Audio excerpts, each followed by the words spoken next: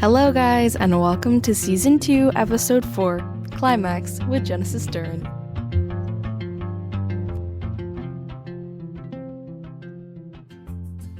Hello, everyone, and welcome back to the Inked Podcast. Today, we are diving into the most pivotal point in our stories, and that is the climax. And joining us today to help me talk about this is returning guest, Miss Genesis Duran. So, how are you doing today, Genesis? I'm doing good.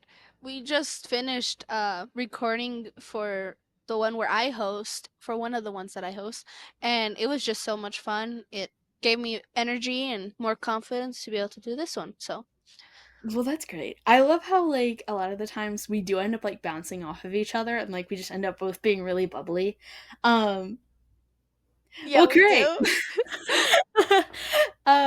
Well, to be honest, I don't think Genesis needs too much introduction because she joined us last season and helped us talk about pantsing. But this season, she returns not just as a guest, but also as a member of the Inked team.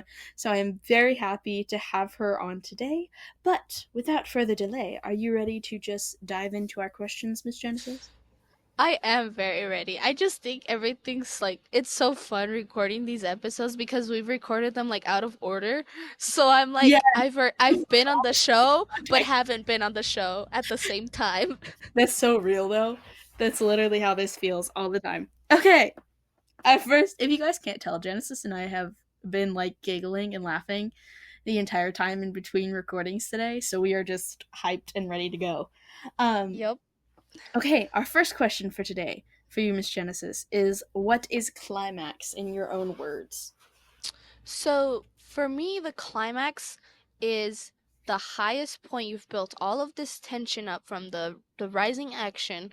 It's just so much tension, and it's at the very top when all that tension is just gonna break loose and cause chaos, and just it's like everything is built up, and so it's like when you pull two strings together and it's just like they're about to break, it's about to break, and you're just with that moment of tension that you're like, what's gonna happen?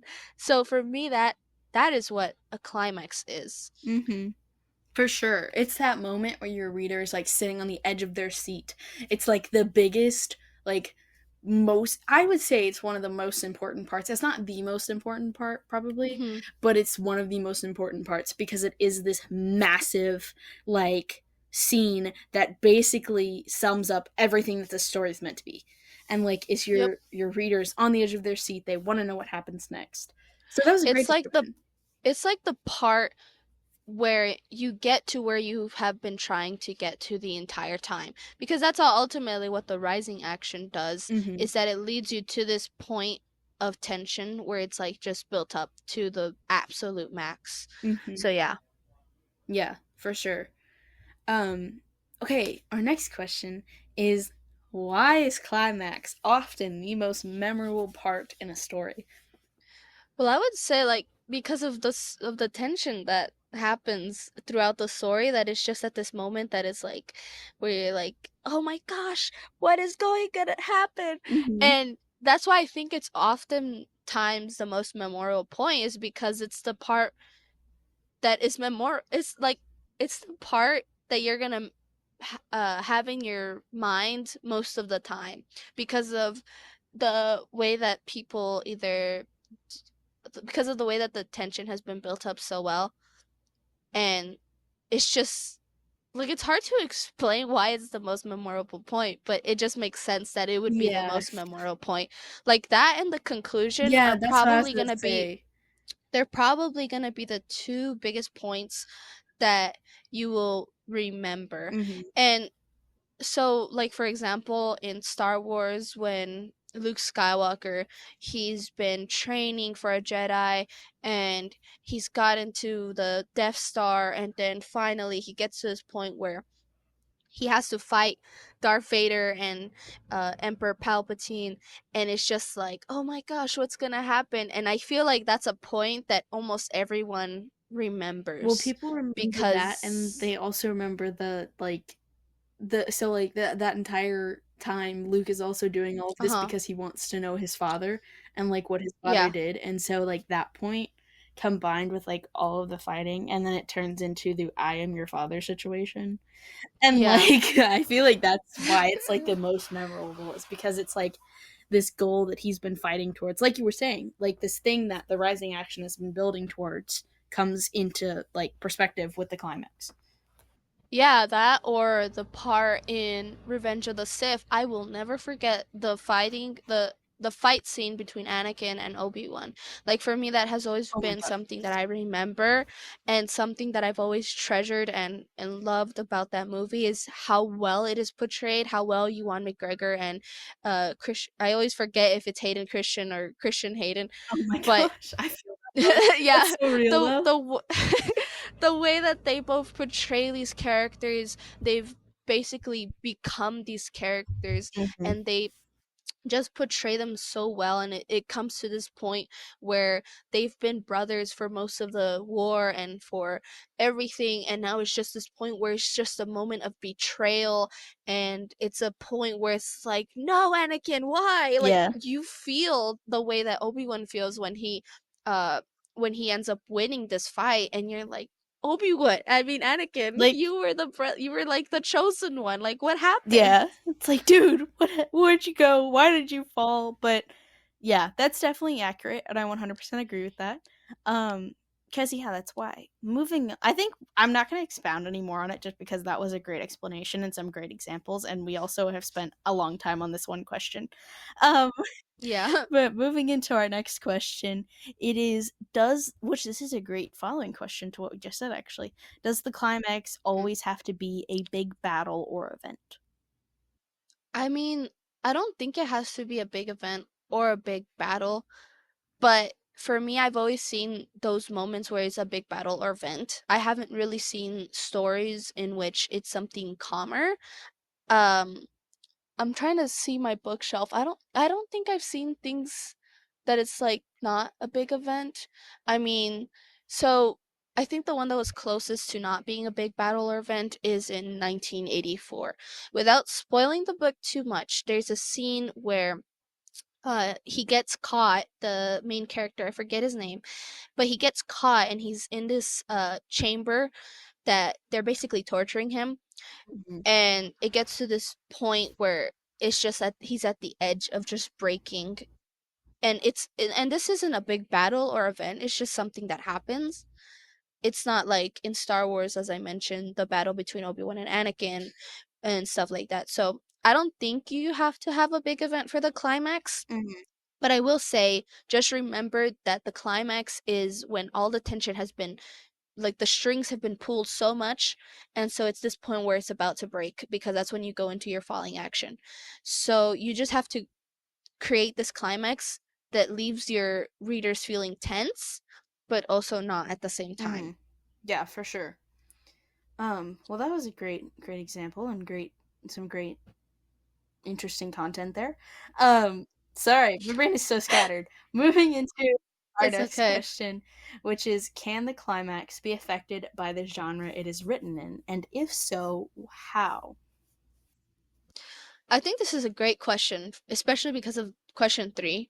Um, Definitely the genre is going to affect how the climax is, because if this is a fantasy novel, you're probably going to have some big battle between the good and evil. If this is a sci-fi, probably another big battle or event that's going to happen. I've seen that a lot in sci-fi, in dystopian, in um in fantasy, and then you go to the Mhm. contemporary where you're like, well, you can't really have a big battle, especially of good and evil, I guess you could say, because it's like it's the real world that Mhm. we're living in.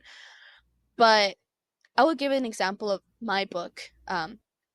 It in Missing, I have the climax in the second draft in which it's the bad guy and the Mhm. good guy, and they meet, and it's this point where Lauren has been she's been kidnapped by the antagonist, and she gets to the point of like this meeting place where a lot of bad things had happened before to Judah in the past. I am not going to explain what, because that's Mhm. spoilers, but it's this big point where it's like everything that Judah has wanted is at this point because it's all there, which is Lauren, uh, his like adopted daughter, like fostering daughter. Um, and so it's this point where it's everything that he has wanted, and it's almost this fight against the antagonist and the good guy, but it's not really like fighting because obviously Judah doesn't know how to fight, like kick and punch and stuff like that. It's not like that. So definitely the genre is gonna affect the way that this climax is.